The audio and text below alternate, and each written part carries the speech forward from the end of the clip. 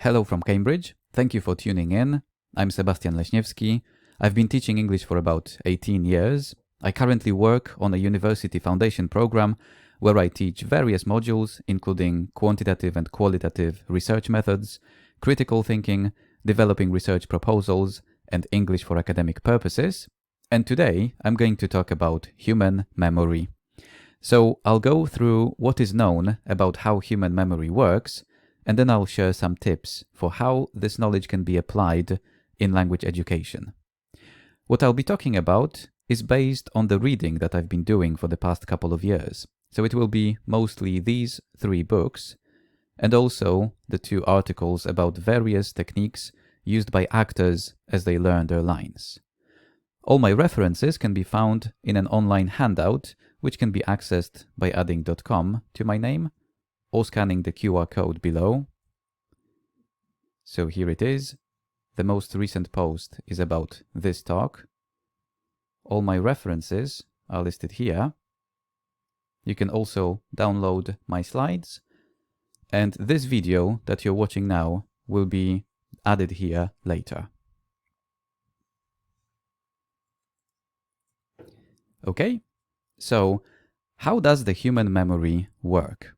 First of all, it has been recognized that humans have several memory systems, and one of them is called the working memory or short-term memory. Working memory is a system for temporarily holding and manipulating information as part of a wide range of essential cognitive tasks. We use our working memory all the time, and I have a little task just to make us more aware of what I'm talking about. I'm going to show you a number. It will be visible on the screen for a few seconds, and your task will be to write this number down. You can write it down by hand if you have paper and pen, or you can use your phone or iPad, or you don't have to do it at all if you don't want to play. So here is the number. Please write it down.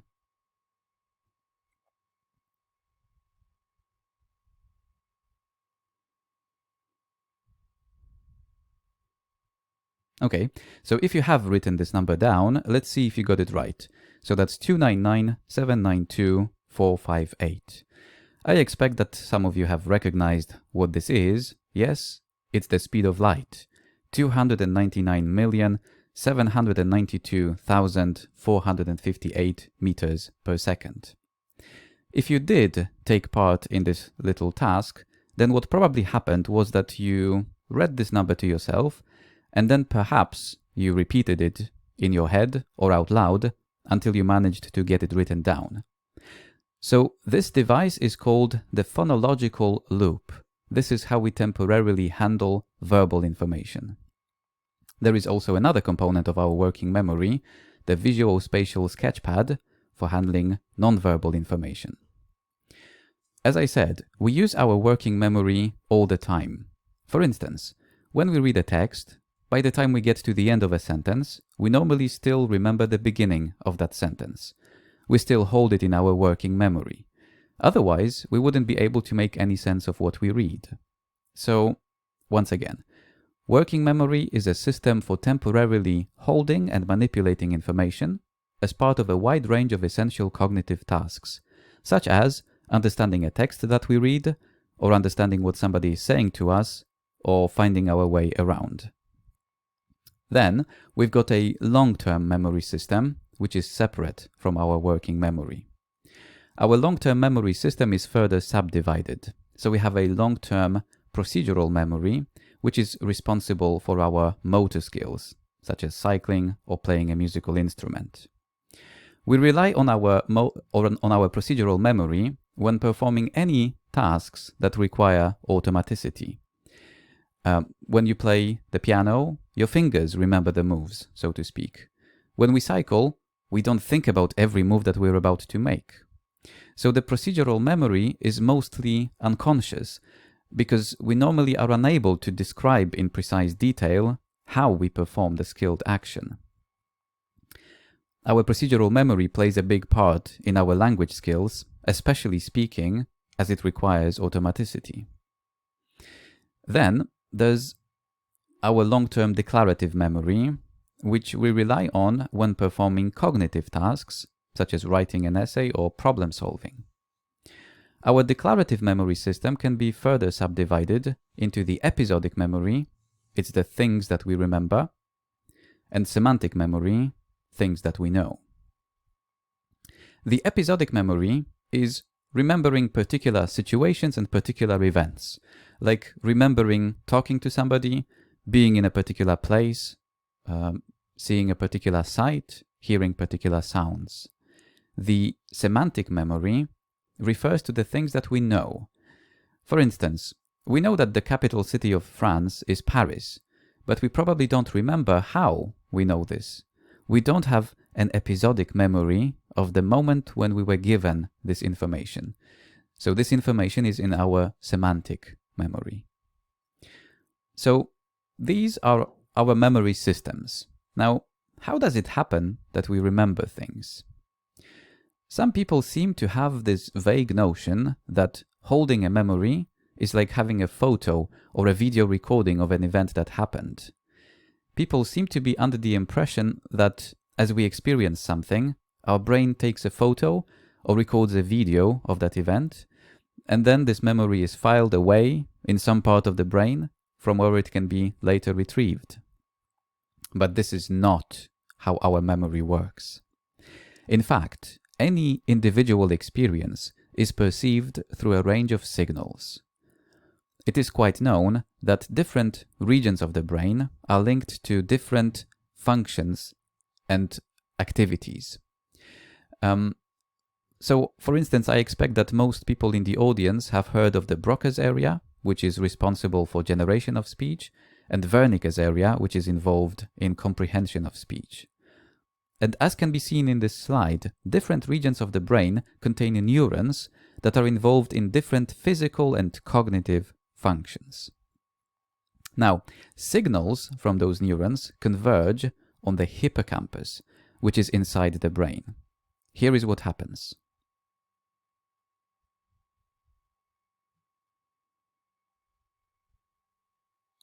So the hippocampus is needed for forming new memories. And memories are not stored in the brain as full coherent units, like photos or video recordings of the events we experienced. What really happens is that the different bits and pieces of a memory are stored in different regions of the brain.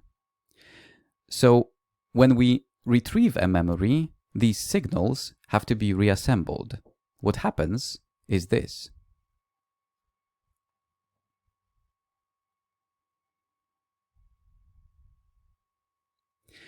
So we do not store an individual memory as a complete unit, but we store various components of this memory. And each time we retrieve a particular memory, our brain puts those components back together. Here is how it works.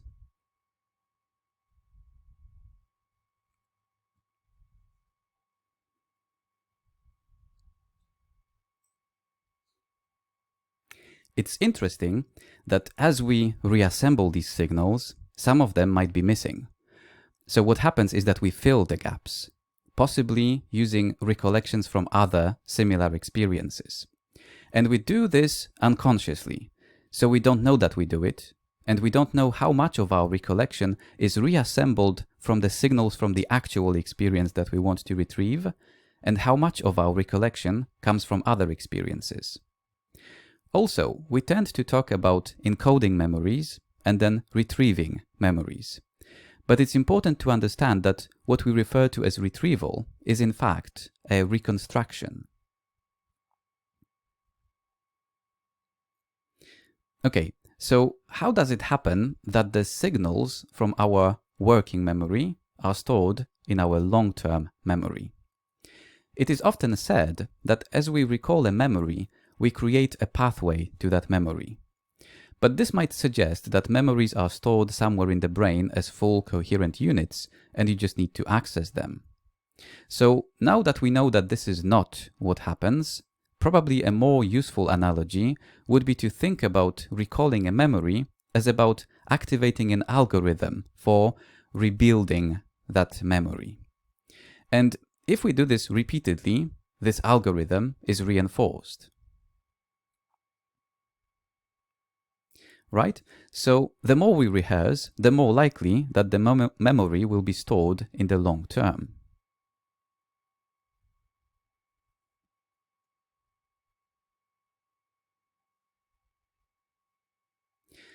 Okay, but we probably knew this much just from our common experiences. Learning involves a lot of practice and repetition.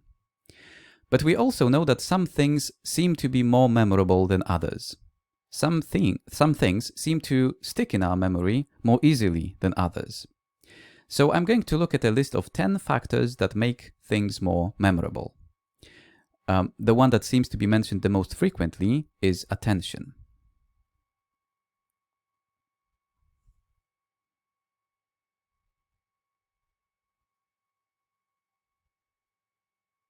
It has been suggested that if we want any learning to take place, first of all, it is necessary to realize that there is something to learn. Now, what does this mean for us as teachers? Let's say that I notice that my student pronounces this word as focus and this word as occur. Why would they do that? Well, simply because they are unaware that their pronunciation is incorrect. So it is the teacher's job to draw their attention to the fact that there is something to learn. On the other hand, there is peripheral learning, which is based on the idea that we perceive much more in our environment than that to which we consciously attend.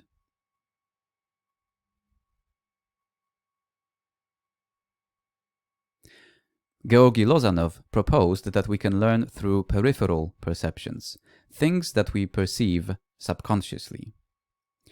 One way in which this is applied in language teaching is by making use of posters containing grammatical information about the target language on the classroom walls. Peripheral learning is also used in advertising, as can be seen in this photo which I took in my gym. I suppose what peripheral learning means for language teaching is that things such as the way in which the teacher talks also matter, as this forms input that students learn from. There is research that confirms that incidental learning can be as effective as, or even more effective than, intentional learning, especially if those incidental learning opportunities are skillfully planned.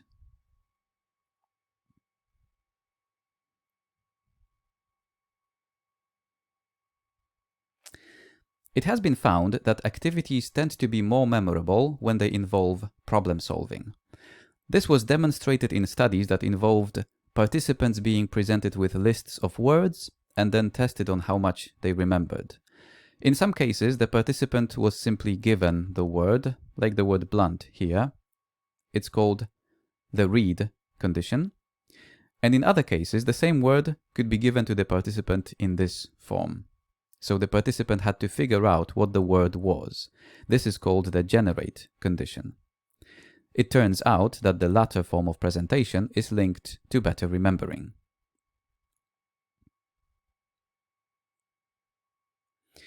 I think this has a lot of applications to language teaching. For example, those classroom posters that I mentioned a moment ago. Perhaps the language items on those posters could also be presented using the generate condition. And more broadly, these findings strengthen the rationale for teaching linguistic patterns by means of guided discovery. Another thing that enhances memorability is enactment.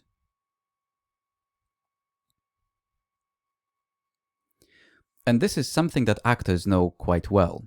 One of the common strategies when learning their lines is to associate a particular line with a particular gesture or body movement. Vocalization, so simply the fact that I say something out loud, means that I'm more likely to remember it than if I read this thing silently.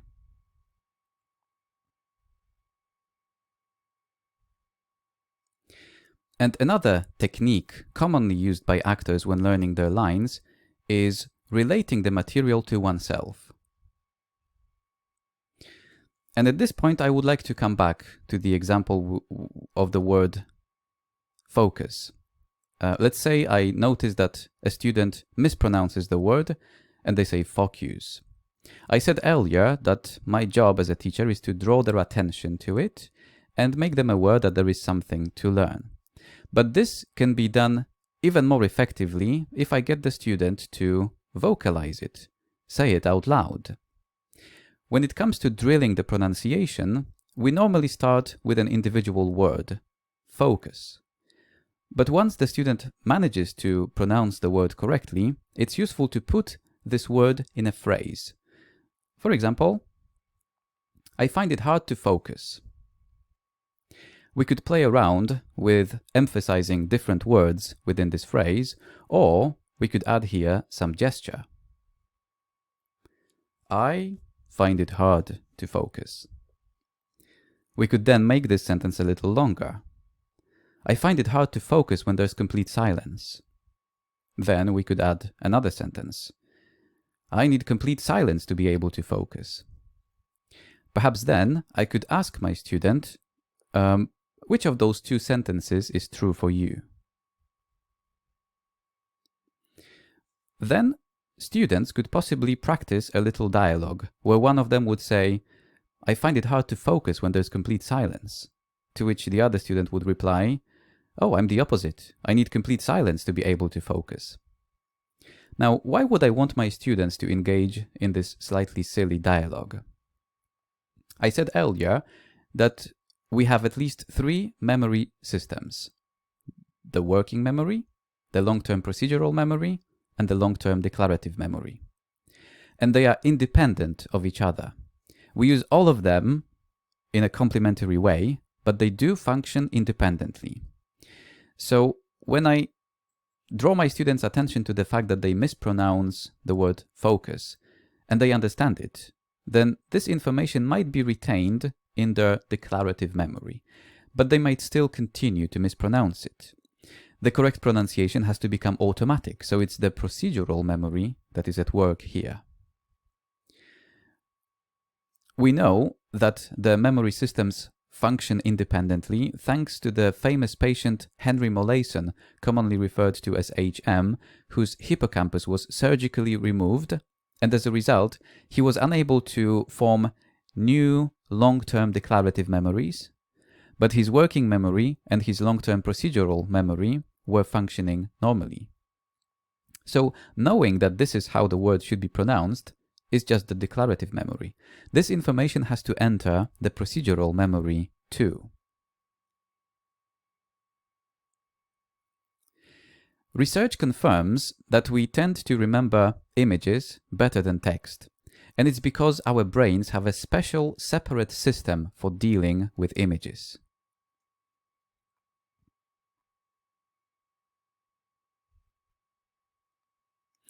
And many teachers have noticed how handy it is to use services like Google Images in class. I used it recently to illustrate the meaning of the word iridescent. It's easy if you have a projector in your classroom or if it's an online lesson. If you don't have a projector, perhaps you could ask your students to pull out their smartphones, go to Google Images, type, for example, the word iridescent, and then compare what they find.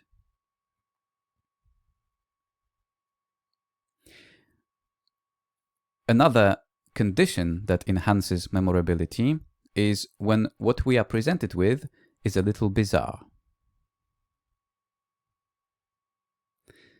And the more bizarre, the more memorable. So I'd like to tell you about an improvised activity that came about in one of my lessons. We were looking at a text, and one student asked about the word ludicrous. The student wasn't sure how to pronounce it. She pronounced it something like ludicrous, putting the stress on the wrong syllable. So I said, okay, the word is pronounced ludicrous, the stress is on the first syllable, and it means something like crazy or ridiculous. But then I suggested, let's look it up in a dictionary. The dictionary that I often use in class is the Longman Dictionary of Contemporary English,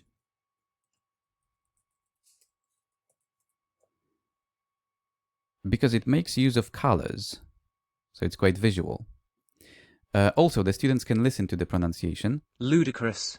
If they are unable to read the phonemic transcript, although I do tend to remind them that this little apostrophe means that the first syllable will be stressed, and then this is the long U sound, and then the schwa sound, which appears twice. This is a learner's dictionary, so the student is presented with a fairly simple definition, and probably the most useful feature are the example sentences, some of which the student can also listen to. It is ludicrous to suggest that I was driving under the influence of alcohol. There are more example sentences below. So then I spotted this short example sentence. That's a ludicrous idea. So I asked my student to repeat the sentence, making it sound exactly the same as in the recording. That's a ludicrous idea. Then I asked my student to say it as if she was slightly annoyed. That's a ludicrous idea. Okay, that's good, but be more annoyed. That's a ludicrous idea. Yeah, be even more annoyed. That's a ludicrous idea. Okay, now I'm going to say something, and your task is to reply, that's a ludicrous idea, to anything I say. So I said, we're going to have a vocabulary test tomorrow.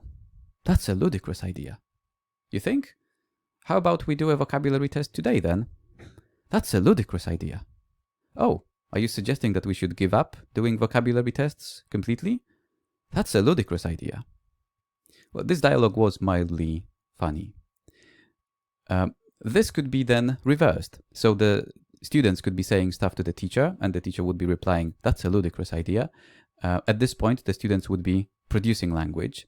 And then it could be taken even further, so the students could be practicing those slightly silly dialogues in pairs. So having done this sort of activity, the students are almost guaranteed to remember the word ludicrous and its correct pronunciation. And it's because this activity contains a little bit of each of those elements. So there is enactment, there is vocalization, there is self-referencing, and possibly this dialogue being a little bit silly, a little bit bizarre, makes it more memorable too. Moving on. It has been found that a lot of training that is massed together does not lead to long-term retention, and training that is spaced is better.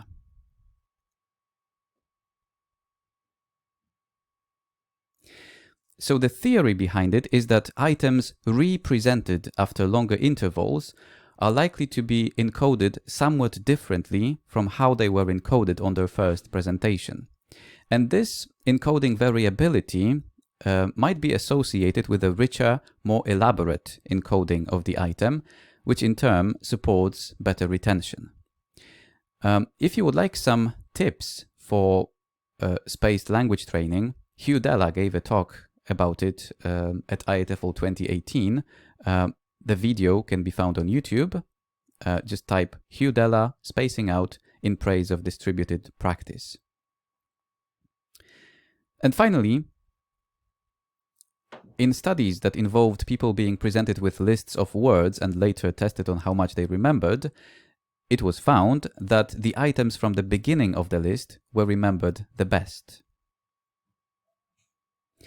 And this is something that I've been exploiting in my teaching for many years. In fact, at IATEFL 2013, Liverpool, I gave a talk titled The Precious First Minutes of Your Lesson. My point was that the first moments of a lesson are very often wasted, while this is the time when the student's mind is the most receptive. It has something to do with our attention spans, it has something to do with the phenomenon of forming first impressions, and as teachers we should be aware of it and we should make use of it. So there are better things to do at the very beginning of a lesson than checking the attendance, waiting for the latecomers, opening the book, asking if the students have done their homework. So in that talk, I went through different ways of starting a lesson. Just one quick example. I come to class a few minutes before the lesson is supposed to start, and I write those two sentences up on the whiteboard, so that the students see them as they walk into the room, they see them as they sit at their desks, And then I could start my lesson by asking the students to read the word in blue out loud. One thing that I would like to achieve with this talk is to inspire you to find your own ways to make use of those strategies listed here. And they work even better in combinations.